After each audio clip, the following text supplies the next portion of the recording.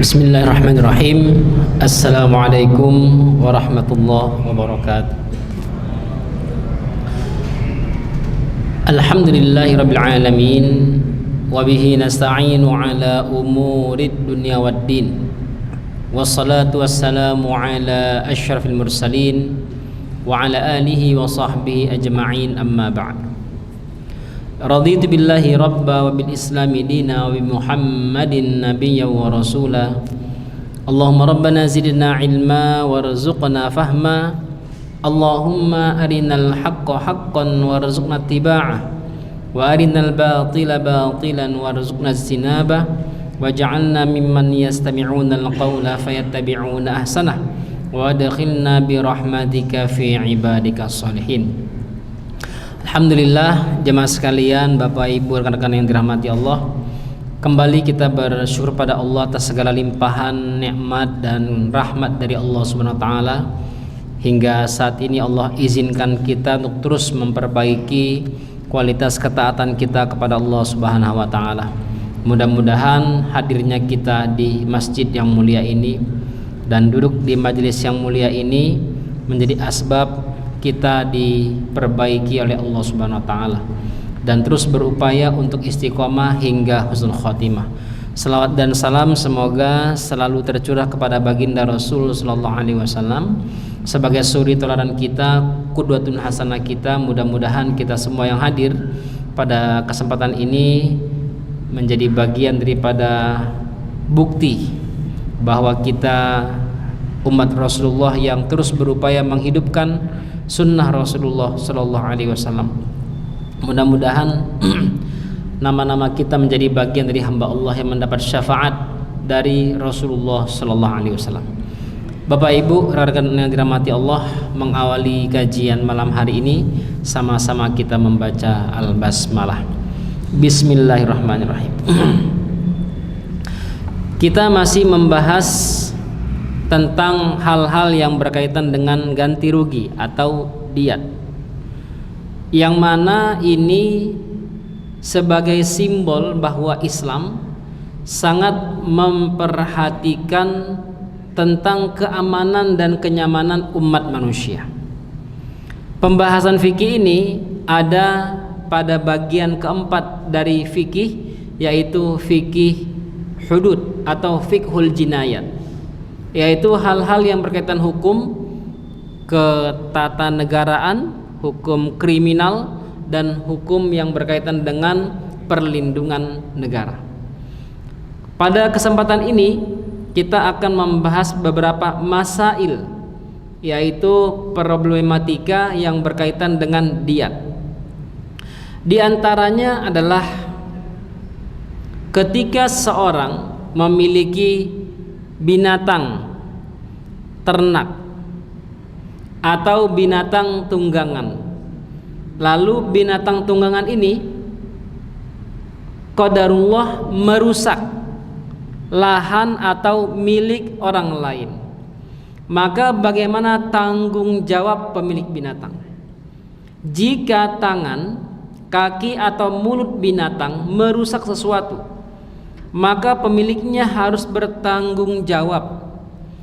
Pendapat ini dinyatakan oleh Asy-Syafi'i, Ibnu Abi Laila, dan Ibnu Syubrumah.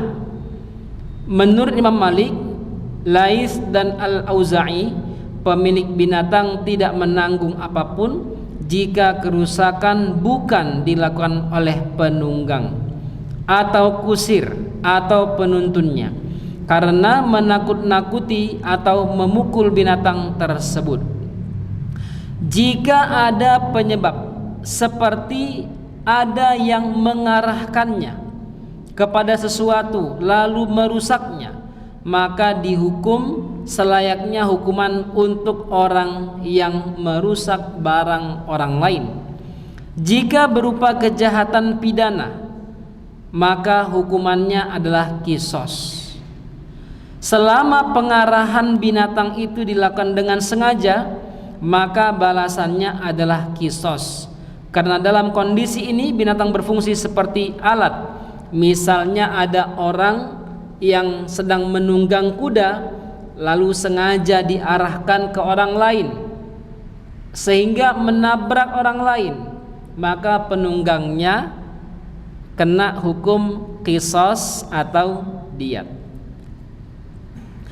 Jika hewan yang sedang ditunggangi ditusuk atau dipukul orang sehingga kuda tersebut menyepak seseorang atau menendang dengan kaki depannya, atau lari tunggang langgang sehingga menabraknya hingga mati, maka yang bertanggung jawab adalah orang yang menusuk, bukan penunggangnya. Mana tahu ada orang yang lagi nyeleneh, bapak kusir di atas kuda, lalu ada orang yang mukul pantat kuda itu, kaget lari dia, sehingga menyebabkan orang-orang ditabraknya di depan apapun yang ada depannya itu. Maka hal tersebut ditanggungjawabkan kepada orang yang memukul kuda tersebut.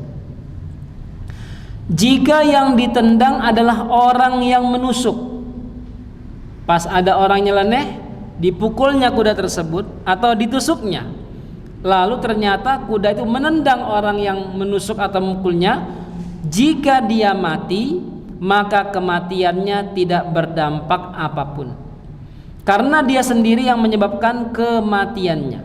Jika penunggang kuda tersebut terlempar dan orang yang menusuk, maka diatnya ditanggung keluarga yang menusuk itu. Ya, ini luar biasa, ini pembahasannya sangat detail sekali. Jika kuda yang sedang ditunggangi kencing atau membuang kotoran ketika sedang berjalan, lalu gara-gara kotoran tersebut menyebabkan celakanya seseorang, maka pemiliknya tidak menanggung apapun. Begitu juga dia menghentikan kudanya dan terjadi kasus yang sama. Ya, misalnya kan sering orang-orang yang punya kuda berhenti di pinggir, lalu mungkin ada orang yang motoran, ya, nggak sadar nabrak, ya, maka dalam hal tersebut penunggang atau pemilik kuda tidak bertanggung jawab.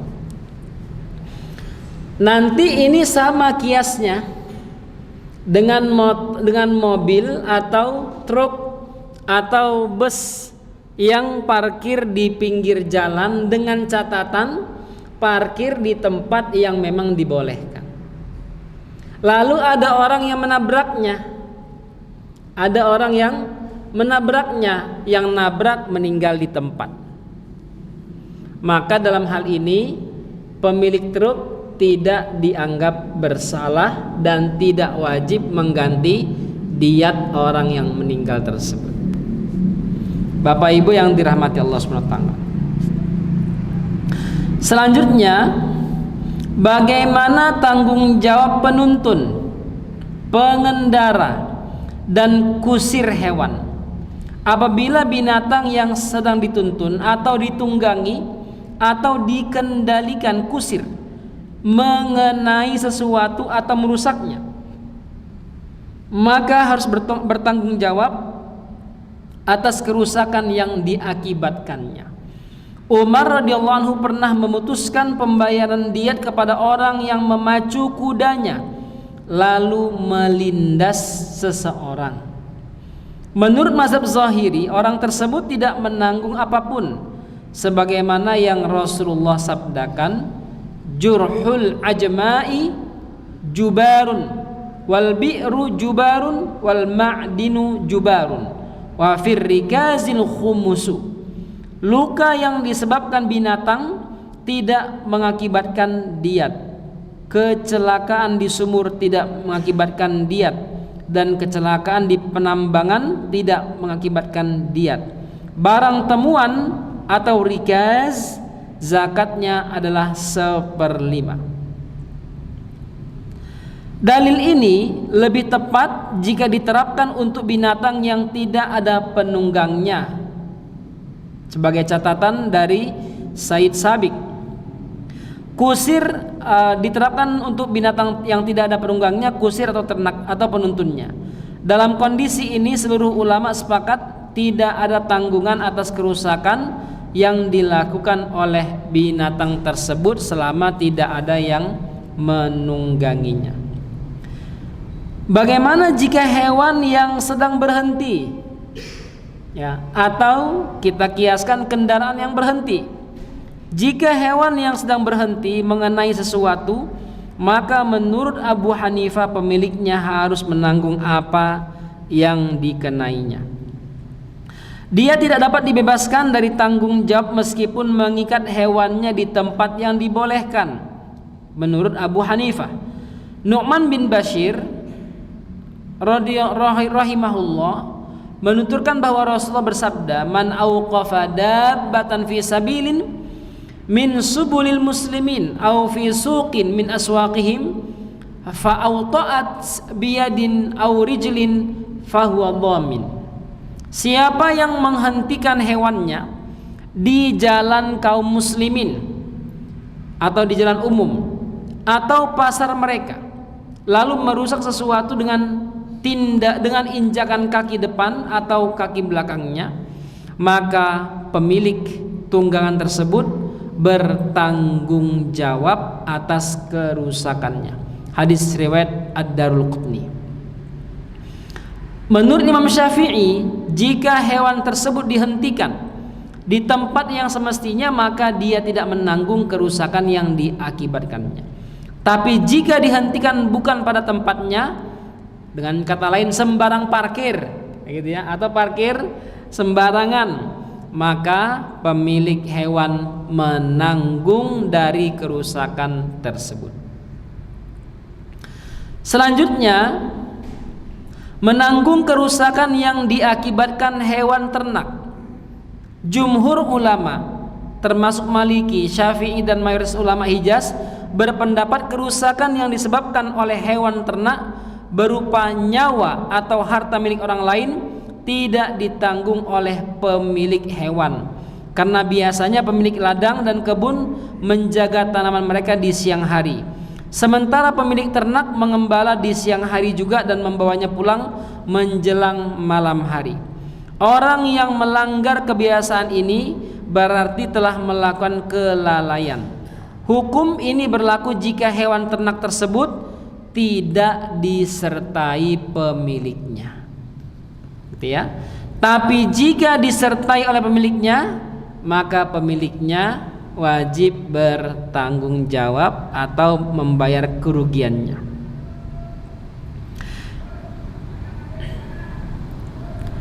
Jika disertai pemiliknya, maka pemiliknya menanggung kerusakan yang diakibatkan oleh ternak tersebut. Pemilik di sini bisa berarti penunggang, kusir, atau penuntun. Ada orang punya kuda, Pak, kudanya saya sewa. Ya, Pak, motornya saya sewa, Pak, mobilnya saya sewa. Maka yang menanggung bukan pemilik, tapi drivernya. Ya, bukan pemilik tapi drivernya. Tetapi kalau misalnya yang membawa yang membawanya adalah pemiliknya, maka pemiliknya bertanggung jawab. Maka dalam hal ini yang membawanya yang menjadi penanggung jawab atas kerusakan yang diakibatkan oleh ternak yang dia bawa.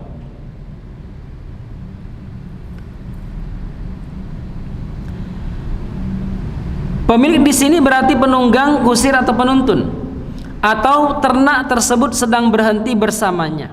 Dalam hal ini tidak dibedakan apakah kerusakan tersebut disebabkan kaki depan, kaki belakang, atau mulutnya. Dalil yang digunakan oleh para ulama adalah riwayat Malik dari Ibnu Syihab dari Haram bin Sa'id bin Mahisah, bahwa suatu saat unta Bara bin Azib, seorang sahabat, masuk ke kebun seseorang dan merusaknya. Karena itu Rasulullah SAW memutuskan para pemilik kebun harus menjaga kebun mereka di siang hari. Sedangkan kerusakan yang diakibatkan ternak tersebut pada malam hari ditanggung oleh pemilik ternak. Artinya kalau di siang hari terjadi kerusakan, maka tetap yang disalahkan adalah pemilik kebun, karena seyogianya pagi hari sampai sore kebun tersebut dijaga. Kalau dijaga berarti bisa diusir jika ada ternak yang masuk. Abu Umar bin Abdul Bar menyatakan hadis ini hukumnya mursal tapi masyhur. Para ulama hadis meriwayatkan secara mursal tapi disampaikan oleh para perawi terpercaya atau sikot dan digunakan sebagai dalil oleh para ulama fikih di Hijaz. Mereka menerimanya sebagaimana para ahlul Madinah menerima amalan tersebut atau hukum tersebut. Bapak Ibu yang dirahmati Allah Subhanahu wa taala. Nah, sekarang kita masuk pada hal-hal yang mungkin bersinggungan dengan kehidupan kita sehari-hari.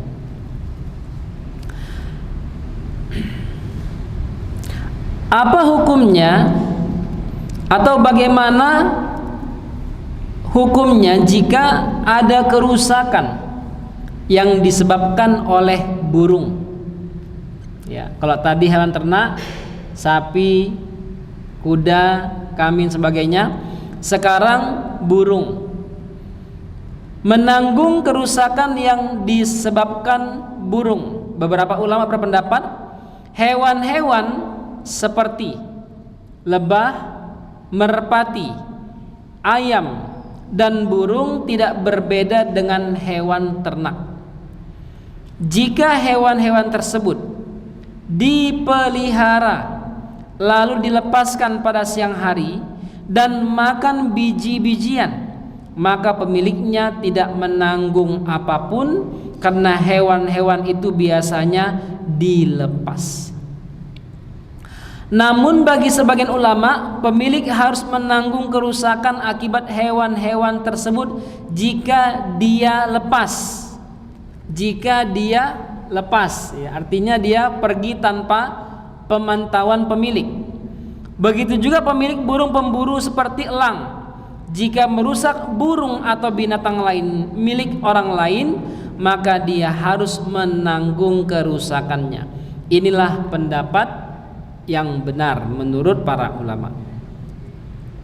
Ya, jadi bapak-bapak yang punya burung-burung, burung merpati dan sebagainya, ya, perlu untuk waspada. Selanjutnya, bagaimana jika kerusakan itu disebabkan oleh anjing dan kucing? Gitu ya. Ini dua perkara yang bersiliweran di depan kita atau dekat dengan rumah kita. Penulis kitab Al-Mughni berkata, jika seorang pemilik anjing galak melepaskan anjingnya lalu menggigit orang atau binatang atau sekedar merobek pakaian orang, baik malam maupun siang, maka dia harus menanggung kerugian akibat ulah anjingnya itu, karena ia dianggap lalai dalam memeliharanya, kecuali jika orang tersebut memasuki rumahnya tanpa izin, maka pemilik anjing tidak menanggung apapun karena orang itu sendiri yang menyebabkan anjing tersebut menyerang dan menggigitnya. Tapi jika dia masuk setelah diizinkan, maka pemilik anjing harus bertanggung jawab karena anjinglah yang menyebabkan kerugian tersebut. Maka dalam hal ini, kalau yang tadi disebutkan beberapa yang bisa didiat atau diganti rugi, maka nanti pembahasannya termasuk sampai pada tahap jika anjing tersebut menggertak orang lain. Ya, digertak. Ada orang lewat digonggong keras-keras, digertak sama dia. Yang digertak jantungan, ya, meninggal di tempat.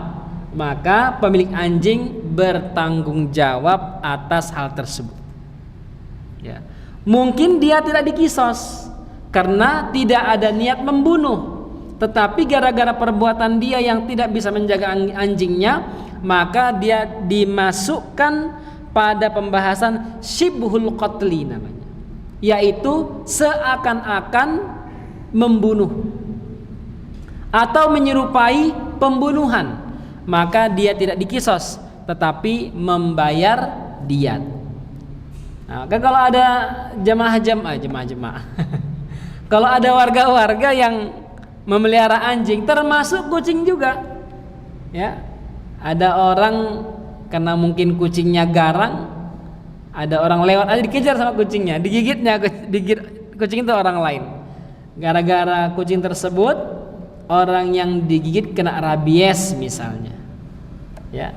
Dan hati-hati, kalau kena rabies itu bahaya. Bapak ibu yang punya anjing atau yang punya kucing, hati-hati. Karena kalau udah rabies itu sudah menguasai, virusnya menguasai tubuh manusia, itu insya Allah menurut para dokter hidupnya nggak lama. Ya, hidupnya nggak lama. Maka kalau terjadi seperti itu, gara-gara gigitan itu sampai orang lain meninggal, maka masuk hukum diat, bukan hukum kisos. Hati-hati, jangan gara-gara anjing atau kucing malah persaudaraannya rusak, kucingnya buang air kemana-mana, itu juga membahayakan orang lain. Kita lanjutkan.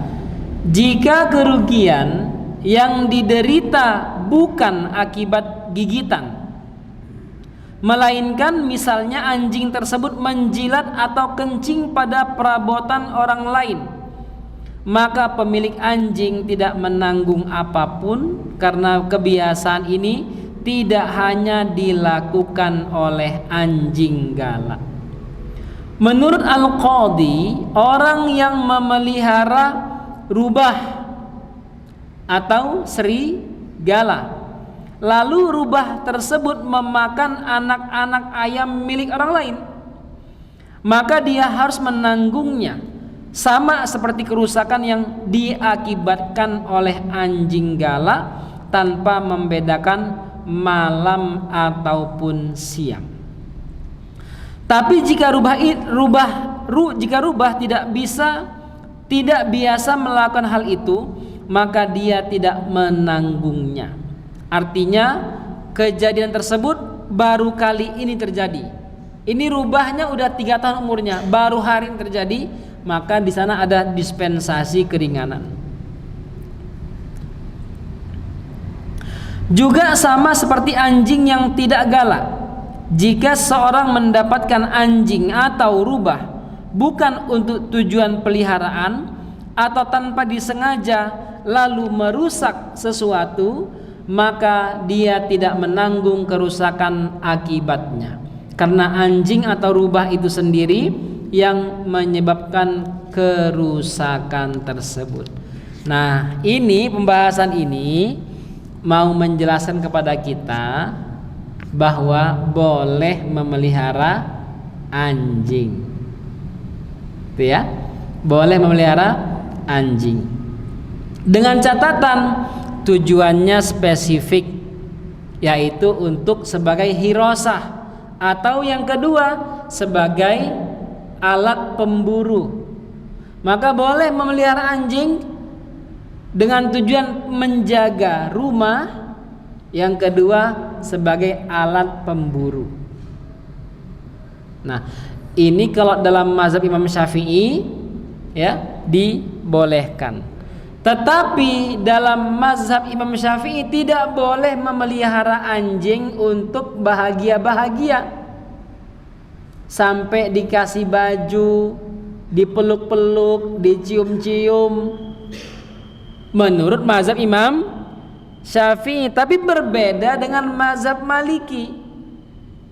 Kami tinggal di Libya, melihat orang Libya menggendong anjing kecil gede sama dengan kita menggendong kucing. Dan orang Libya 100% orang Islam. Nah, ternyata dalam pandangan mazhab Imam Malik yang mereka anut, jadikan tuntunan ibadah, tidak masalah untuk memelihara anjing. Gitu ya. Jadi kalau melihat orang di Indonesia melihara anjing, berarti untuk itu dia mengambil mazhab Imam Maliki. Yaitu husnuzonnya ya Pak ya. Baik, Bapak Ibu yang dirahmati Allah Subhanahu wa taala. Sekarang kita masuk pada pembahasan yang mungkin sering kita tanya-tanya. Ya, kalau kita lihat cicak boleh dibunuh enggak? Ini boleh dibunuh enggak gitu ya. Kita akan bahas tentang binatang yang boleh dibunuh dan binatang yang tidak boleh dibunuh. Tapi sebelum kita masuk pada pembahasan ini, mungkin ada Bapak Ibu yang mau bertanya, dipersilahkan. Ya, silakan di belakang. Sebentar Pak, pakai mic bentar. Ditubruk kucing. Iya Pak. Ditubruk kucing dan meninggal. Sebelumnya juga merusak sangkarnya. Itu bagaimana? Iya. Siapa yang tanggung jawab? Atau harus dimaklumi bahwa kucing itu termasuk binatang buas? Iya. Begitu. Burungnya punya panjenengan? Gimana? Burungnya punya panjenengan? Iya. Kucingnya? Tetangga. Berarti ngobrol dengan tetangga. Ya, ngobrol dengan tetangga. Karena memang ini meresahkan Pak. Sampai di beberapa tempat itu jadi gibah-gibahan Pak. Ada tetangga punya kucing, di mana-mana. Ada pas dibilangin ngeyel Pak. Ya namanya aja kucing katanya. Itu parah itu Pak. Maka kita obrolin. Kemarin kalau kita sampai pada tahap kalau saya ngobrolnya di masjid Pak. Jangan sampai gara-gara kecintaan dengan kucing atau hewan kita sampai rela berkorban dan putus silaturahim Pak. Kan parah itu. Gara-gara melihara kucing, silaturahim kita putus dengan tetangga.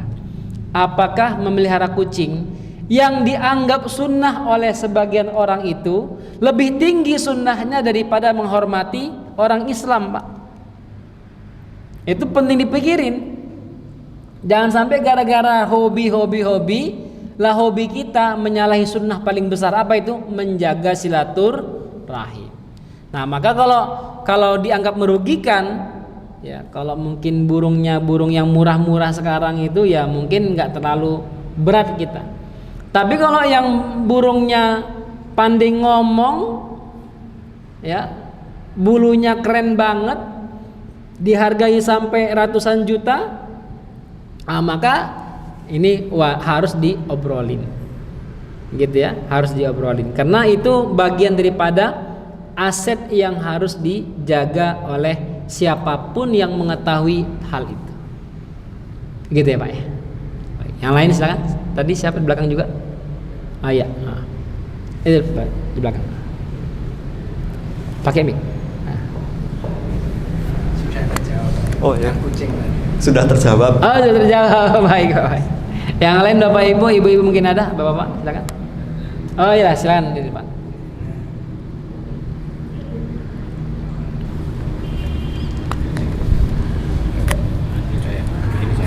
Oh, sebentar Bunda, ya, sebentar. Silakan, Assalamualaikum warahmatullahi wabarakatuh. Waalaikumsalam warahmatullahi. Ustadz, ini mau Idul Adha, kaitannya dengan tadi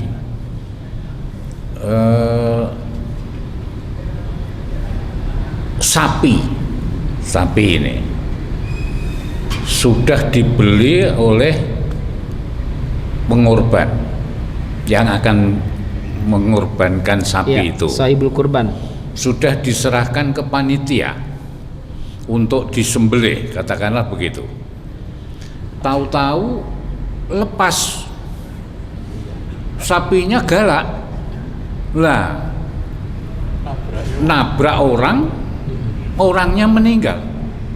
Hukumnya gimana, Ustaz? Iya. Terima kasih.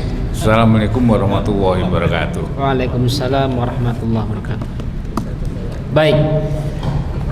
Jadi kalau kalau kita bicara kasus seperti ini, maka tidak lagi dipandang apakah dia itu hewan kurban atau tidak hewan kurban. Itu sudah tidak lagi dipedulikan. Karena fokus utamanya adalah hewan itu terkendali atau tidak. Kalau hewan tersebut lepas, artinya tidak terkendali, maka dalam hal tersebut nanti bisa dituntut dua hal. Yang pertama yang dituntut adalah mereka yang sudah diamanahkan lalu tidak menjaga dengan baik, panitianya. Dalam hal ini nanti masuk pembahasan namanya syibhul qatli. Ya, dia seperti membunuh tapi nggak sengaja, maka nggak ada kisos, tapi diat di sana. Tetapi ternyata pasca ngobrol mereka yang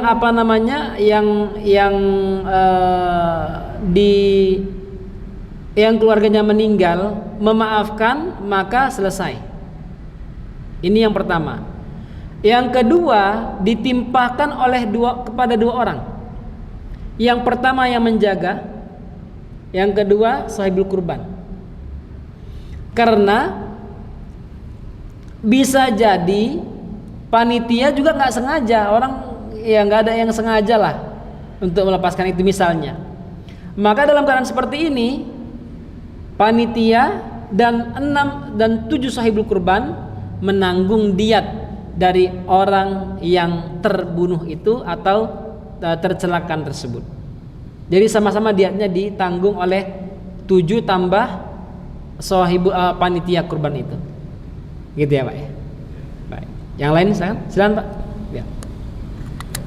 Mic-nya. Assalamualaikum warahmatullahi wabarakatuh. Waalaikumsalam. Saya mau nanyakan masalah anjing dan kucing. Ya. Kucing dipeluk, anjing dipeluk. Saya ingat waktu saya kecil, anjing itu tidak boleh masuk rumah, apalagi dalam masjid. Kalau kucing bisa masuk masjid dan boleh dibolehkan. Apa uduk kita batal? Kenapa nggak boleh kucing masuk, anjing masuk masjid dan ke rumah? Assalamualaikum warahmatullahi wabarakatuh. Iya. Baik. Pertama begini, Bapak-bapak, Bapak Ibu. Karena anjing dianggap binatang yang najis, karena haram hukumnya, dianggap najis, maka sebagian para ulama menghukumi orang yang bersentuhan dengan anjing yang binatang najis ini membatalkan wudhu. Ya, ini yang pertama, pemahaman pertama. Karena memang spesifik, anjing ini satu tipe kenajisannya dengan babi, sehingga dalam pembahasan fikih dulu kita awal-awal itu 2017 lama ya Pak ya, di sana disebutkan bahwasanya yang bersentuhan dengan anjing atau dijilat anjing, maka dia sama dengan kena najis. Kemudian karena cara pembersihannya sangat spesifik, yaitu ambil pasir dilapkan ke tempat yang kena itu, baru disiram air, ambil lagi pasir, dilapkan, disiram air, ambil pasir sampai 3 kali. Nah, model pensuciannya yang sangat unik ini menandakan bahwa ini bukan najis biasa. Nah, sehingga memang ketika dia masuk ke rumah ataupun ke tempat ibadah memang tidak layak untuk terjadi. Ini yang pertama. Tapi kalau kita ambil, walaupun itu mazhabnya Imam Malik juga akan mengatakan nggak boleh anjing dimasukkan atau masuk ke masjid, itu nggak boleh. Artinya harus dijaga dengan baik. Kalau ke rumah silakan, karena beda masjid dengan rumah. Nah, dalam pandangan Imam Malik, walaupun dia masuk ke rumah menyentuh sajadah orang-orang itu, dalam pandangannya tidak najis. Imam Malik, ya kita bicara Imam Malik, ya. Yang kedua, tentang kucing. Kucing itu kata Rasulullah SAW, innaha minat tawafan. Kucing itu adalah binatang yang biasa berkeliaran di dekat manusia. Dia haram dimakan, tapi tidak haram bersentuhan dengannya. Kucing, air liurnya tidak menyebabkan orang batal wudhu. Suatu ketika seorang sahabat pulang dari luar ke rumahnya, lalu pas pulang ke rumah dia duduk di kursi. Istrinya datang bawa gelas, isinya susu. Dia letak di depan suaminya. Tiba-tiba kucing naik, lalu minum dari gelas tersebut. Kira-kira kalau kita begitu, kira-kira airnya diminum nggak? Karena kita tidak paham hukum. Sahabat ini malah dia merengkan gelasnya itu supaya kucingnya puas minum. Setelah kucingnya puas minum, dia minum itu susu. Istrinya kaget, loh kok diminum bang, katanya gitu. Apa kata sahabat ini? Lah Rasulullah bilang bahwa ini nggak najis, kucing ini nggak najis. Maka termasuk air liurnya, bulunya, dia tidak najis. Maka ketika dia masuk ke rumah kita, ke kamar kita, di tempat tidur kita, di atas sajadah kita, ke masjid, maka dia tidak najis. Nah begitu penjelasannya Pak. Ya, yang satu najis, yang satu tidak najis. Baik, yang lain silakan Bapak. Itu tadi ada ibu mau bertanya.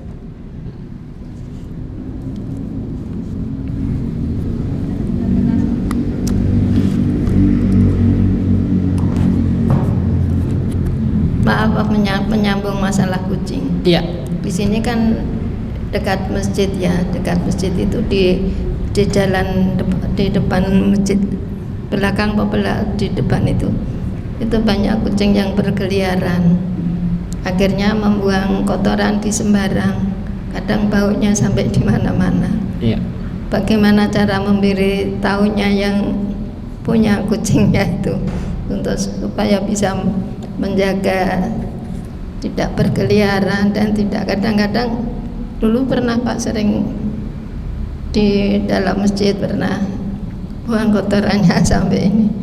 Kalau bisa masuk itu, sekarang kan sudah rapat dimasuknya. Cuman gitu aja, bagaimana caranya untuk menyadarkan yang punya kucing. Siap. Assalamualaikum. Waalaikumsalam. Kita dengar azan dulu Bapak Ibu.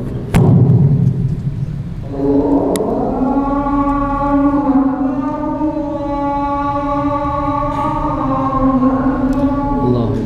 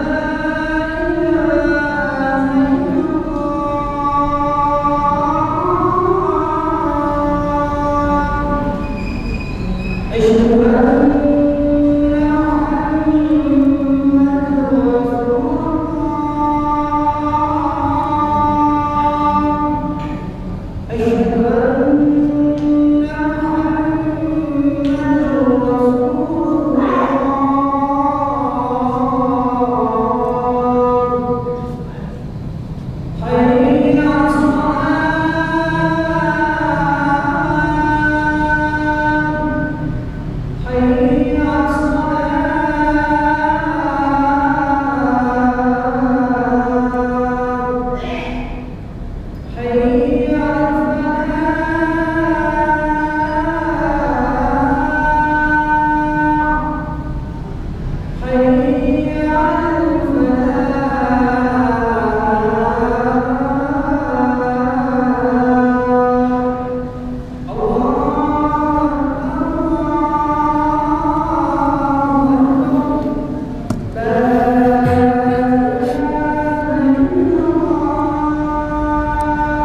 ilaha illallah Rasulullah sallallahu alaihi wasallam. Baik, Bapak Ibu yang dirahmati Allah Subhanahu wa taala, sebenarnya pertanyaan ini seingat saya sudah pernah ditanyakan sekitar sebulan atau 2 bulan yang lalu. Ya, sebulan atau 2 bulan yang lalu, dan kayaknya takmir masjid sudah menindaklanjuti. Kayaknya. Itu, tapi saya mau menyampaikan ringkasannya sedikit. Gitu ya. Jadi tidak ada orang yang paling bisa memahami orang-orang yang di sekitar kita ini kecuali tetangganya masing-masing. Itu ya. Dan keyakinan saya, nggak ada orang yang paling bisa kompromi dalam masalah-masalah problem seperti ini kecuali orang-orang yang ahlul masjid ini, bapak-bapak ibu semua, takmir masjid. Nah, sehingga kalau misalnya terjadi problem seperti ini, harusnya nggak lama-lama, bisa segera didiskusikan. Nah, kemarin saya tanya, nah, terus gimana sekarang Pak, hewan-hewannya? Tapi udah ini kok Ustaz, udah mulai berkurang katanya. Saya nggak tahu kalau realitanya apakah berkurang atau tidak. Ya mudah-mudahan bisa berkurang ya. Tapi kalau seandainya problem sampai kemana-mana, ya tadi itu kita mau sampaikan bahwa jangan sampai gara-gara kehobian kita memelihara hewan membuat orang lain nggak nyaman. Kita harus paham, Rasulullah pernah bersabda, barang siapa yang beriman kepada Allah dan hari akhir, hendaklah dia memuliakan tetangganya. Kalau gara-gara hewan ternak kita, hewan peliharaan kita, lalu tetangga kita tidak nyaman, mana imannya, mana akidahnya, mana keyakinannya kepada Allah Subhanahu wa taala, itu harus dipahami oleh kita semua. Nah, jadi perlu untuk didatangin segera, ya, datangin sekalian bawa gorengan atau makanan. Begitu ya Bunda ya. Yang lain silakan Bapak Ibu. Ada lagi? Baik, terakhir saya tutup sedikit mengenai binatang yang boleh dibunuh dan tidak boleh dibunuh. Apakah cecak termasuk dalamnya? Kita lihat.